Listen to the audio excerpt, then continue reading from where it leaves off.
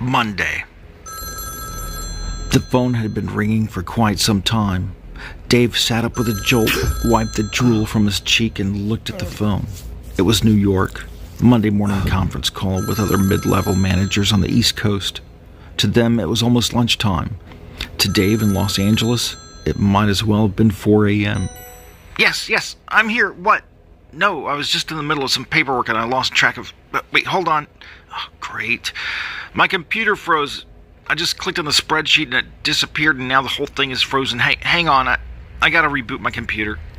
Dave turned on the lamp near his bed in his small, dingy apartment.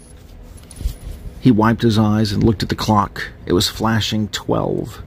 He quickly grabbed his laptop and turned it on. This was Monday morning. Every Monday morning. After 12 years of every day being exactly the same, you'd think he'd know what to expect by now. You'd think he'd be prepared for work. Dave wasn't prepared for anything. Tuesday. Dave was standing in line at a pastry shop. A fat man dressed like a 1970s detective was bending over and examining some donuts that were each capped with a live scorpion. A beautiful redhead took his hand and led him into the back room where an industrial elevator was waiting. They traveled down for quite some time, passing rocks and boulders in the mine. It was 100 degrees. The elevator kept going down faster and faster and faster. They passed by veins of lava, diamonds embedded in stone, and chunks of precious metals. Sweat poured down the two of them, and she slowly leaned in for a kiss. Wait, Dave woke up, confused and looking for the girl. His phone was ringing. It was work. Wednesday. Dave bolted up and turned on the light.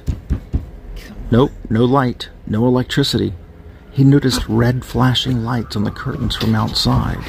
He grabbed his pants and shoes. No, socks, then shoes. Then ran around in little circles and darted back and forth trying to find something worth saving from the apartment. The door flew open, off the hinges, and a firefighter in full gear grabbed him by the arm. As he was being dragged from the apartment, he could finally see all the things worth saving. His cell phone, his computer, the Walt Hall painting he couldn't afford but he bought anyway, tax documents, his wallet, family photos, his books, a box of mementos. As he was pulled back out of the apartment, he slipped over the balcony railing and fell 8 stories to the ground. Just as he hit the ground, he woke up. The springs on the bed were squeaking from the bed shaking. The phone was ringing. It was work. Thursday. Dave was gently floating into the night sky. Everything looked so clear. The moon, the stars, the other planets, the galaxies. Dave was now flying. Soon he was shooting over forests and oceans. The sun was rising. He flew fast over the coast. Then fields and villages, cities and farms. Soon he found himself soaring at tremendous speed over a vast desert. His vision turned to green and white. He felt a descent in his trajectory. In the distance, he saw a small building with other small buildings surrounding it. Upon its approach, he saw that the building was fully made of concrete, no windows. Wait, there was a small window in the building. But then it dawned on him. This was no ordinary building. This was a bunker. That was not a window. That was an air shaft. He embraced his destiny.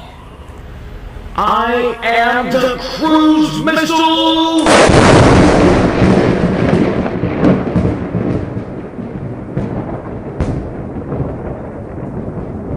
Dave woke up. The electricity had been cut off due to non-payment. He was 2 hours late for work. Friday. Dave was standing in his apartment bathroom. There was a handwritten note taped to the mirror. He looked down to see that in one hand was a bottle of vodka. The other hand held an empty medicine bottle, powerful sleeping pills. Again, Dave was floating gently into the night sky.